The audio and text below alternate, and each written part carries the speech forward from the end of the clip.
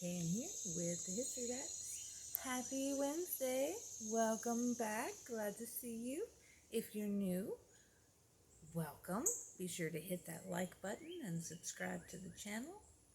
And you've joined us on a very good day. Today, we are having a story time with the History Rats. Are you excited? I'm excited. I love story time. And today, we're talking about a pirate tale that is very close to my heart. Today's story is the Red House of Lafitte, and it is one that I have personally been researching for years. I know everybody thinks that we just started doing the pirate thing because we were doing the boat thing, but actually we do the pirate thing because we think it's cool, it's interesting, it makes us think. That's just what we're into. And if that's what you're into, today's going to be a good day. So, we're going to talk about pirates, we're going to talk about buried treasure, and we're going to talk about history. So, let's get into it. Today's story is about Jean Lafitte. And if you don't know who Jean Lafitte is, that's okay. By the end of today, you'll know a little bit more about him. But he is possibly the most famous pirate to have ever called Galveston his home.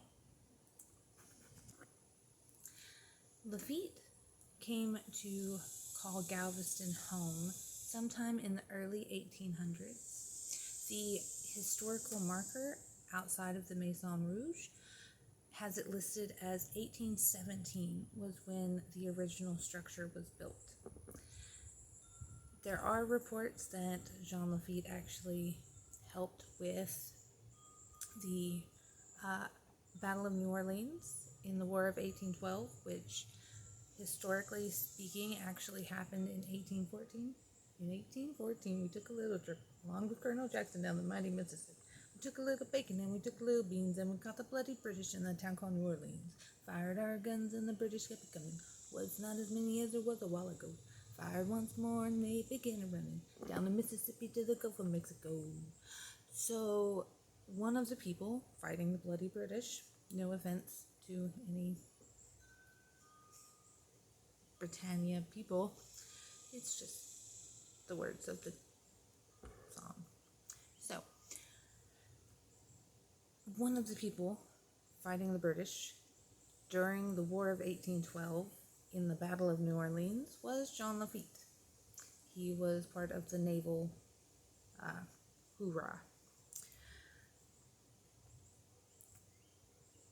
Sometime after that, because if you look it up, it says 1812. But again, he was in the war, the Battle of New Orleans, which was 1814. And the historical marker says that the original structure was built in 1817. So we'll just say the early 1800s.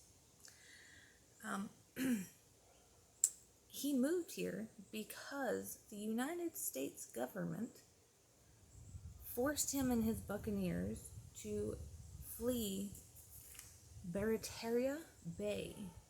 I might be saying that wrong. Who knows? Leave me a comment if I said it right or I said it wrong. Lafitte made his home on the eastern end of Galveston, which back then was known as Isla de San Luis, and was the eastern point that the Spanish called Point de Culebras, or Snake Point. At this location, he founded a small village that he named Campeche. Now, from some of the stuff I read, the village was already there and he just built it up. But with history, it depends on who's telling the story, I guess, sometimes. And I like to keep, if I get contradicting facts, I like to tell you, well, these facts contradict each other.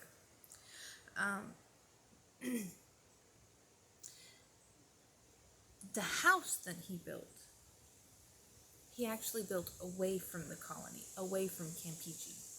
And this house was a rather luxurious fort, basically. From what I read, there was like a bullseye on one of the walls, like kind of like a big to the man.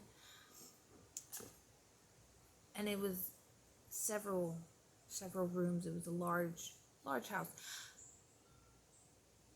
The rumor is that it was the first substantial residence built on Galveston Island. Now, whether that's true or not, don't quote me, son. I ain't said yeah. But the house that he built, it was built out of black coral, and it was called the Maison Rouge, which in French, Maison Rouge means red house. Some say that this was like a scare tactic. Pirates and privateers and buccaneers, all three, were known for scare tactics and trying to get their opponents to give in without fighting because they were scared. So this makes sense. But a lot of people think it was a scare tactic because he painted the house red with the blood of his enemies, but the house was built out of black coral. In 1821, the government, once again, drove Lafitte out of his territory, pushed him out. He had a habit of pirating because he was a pirate and a privateer and a buccaneer. Now, and before you asked, okay, a pirate pirated, right? A privateer pirated, but with papers, like they had permission. Technically, Lafitte was a privateer because at one point he was a French pirate. He came from France. They don't know when he was born or really when he died exactly, but they know that he was French because he had papers with the French royalty. Once he and his brother Pierre moved to New Orleans, where Pierre had a blacksmith shop. You may know it as the Blacksmith Bar or Lafitte's Blacksmith Bar. I don't really know what it's called. The one time I went to New Orleans, I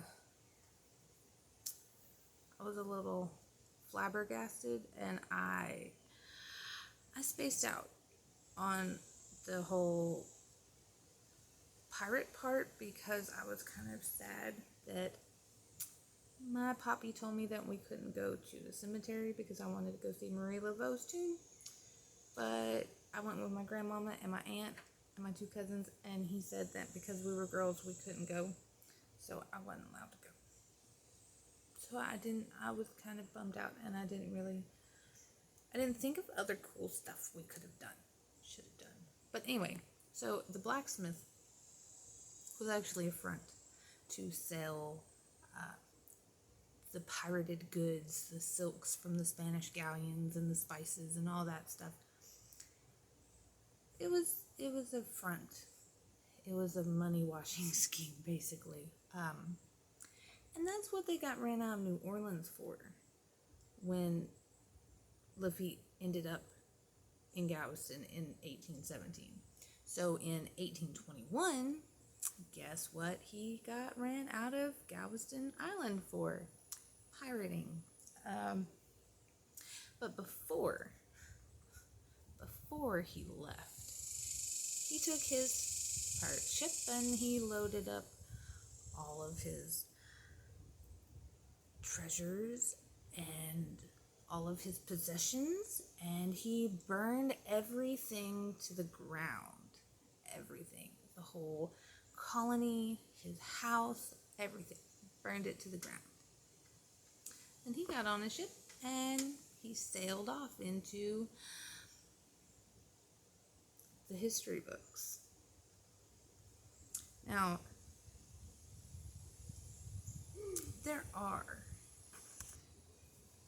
Now, sadly, this does mean that the foundations, the ones that you can see in our video from last week, UrbEx, Pirate UrbEx, if you haven't seen that, please feel free to go back and watch it. I'll probably just go to the playlist. I don't know how to do that, but you can figure it out. Pirate UrbEx. So, the foundations that you can see aren't actually from the Maison Rouge because Lafitte burned everything to the ground before he left. Now, the foundation that you see is actually the foundation of the 12 Gables, which was a home that was built later on in 1870 by Captain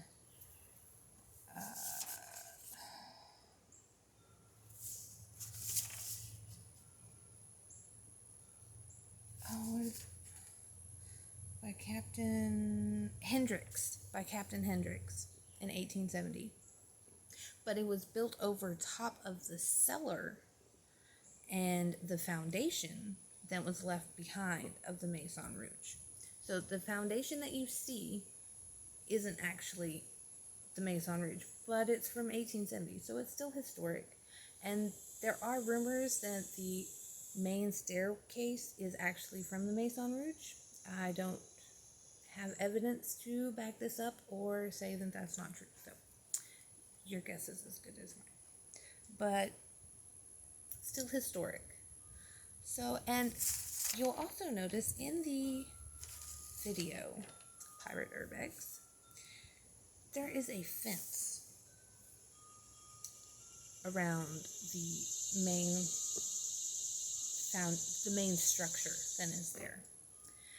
This fence is also historic. It was put up in the 1960s, so it's 50 or 60 years old, and this fence was put up because of treasure hunters.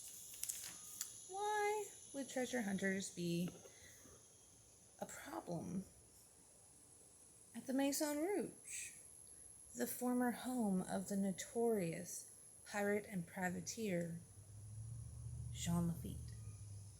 I'll tell you why. Because there are rumors that Jean Lafitte left buried treasure somewhere on Galveston Island or in one of the many rivers and lakes and creeks and streams, whatever, that are around Galveston Bay. Now, I do have a problem with this because as far as I know, there is only record of one pirate in history ever actually burying treasure, and that was Captain Kidd. And now Captain Kidd is a fascinating story, but that is another story for another story time. Today we're talking about Jean Lafitte, who, as of record, I have never heard of him saying anything about burying treasure, and it doesn't really make sense to me why, if I'm burning a place to the ground and I'm leaving and never coming back, I'm not leaving my treasure buried here. But people say that he has treasure buried, and because there is a rumor of buried treasure, there are treasure hunters. And it is not unheard of for treasure hunters to be found digging up the yard around the foundations, because although the foundation that you see is from the 12 Gables, the cellars and the well and the armory, which some of which you can see like outlined in the video, are from the Maison Rouge. So people have been known to go and dig up, or try to dig up, Lafitte's buried treasure. So in the 1960s, there was a fence put up. Now with that being said, that fence was put up for treasure hunters, to keep out treasure hunters and those people who would want to come and destroy the history. Not for historians who just want to experience the history. Okay, I'd like to be very clear that while we may have went into a place that we weren't really supposed to, we didn't touch anything. Well, okay, I touched the wall because it's history and I was walking around because we took only pictures and left only footprints because that's the rules. That's what you do. And it was freaking awesome. My feet were on the soil where Jean Lafitte once roamed. I mean, how freaking cool is that? Okay, so anyway, sorry. Back to the story. There are stories of hauntings, hellhounds, and weird noises, and ghostly figures. And there's actually quite a bit of reading I've done about that subject. And if you would like to hear about that, be sure you hit that thumbs up button. Because if we get to, let's start low, let's say 10 likes on this video, I will do a VIP, Virtually Investigating Phenomenon, video about we'll do a spoopy story time. Yeah, so hit that thumbs up button. 10 thumbs up, we'll do it. Anyway, so there you go. Story time with the history rats, the Red House of Lafitte. If you liked the video, be sure to hit that thumbs up button. Give it a good punch right in the face. Punch it in the face. If you haven't already, subscribe to the channel. It really helps us out. Follow us on Facebook, Dark History with the History Rats. Check us out on Instagram under History Rats. Or get some of our brand new merch. I'll leave the description to our bonfire account in the description below. So, and if you haven't already watched our other videos, go watch them. There's a whole playlist of nothing but story time with the History Rats. Or you can do the playlist with all of our videos, all of our content. We'll see you next Wednesday at 9 a.m. when our content drops. Be good to each other. Take only photos. Leave only footprints. See you next week.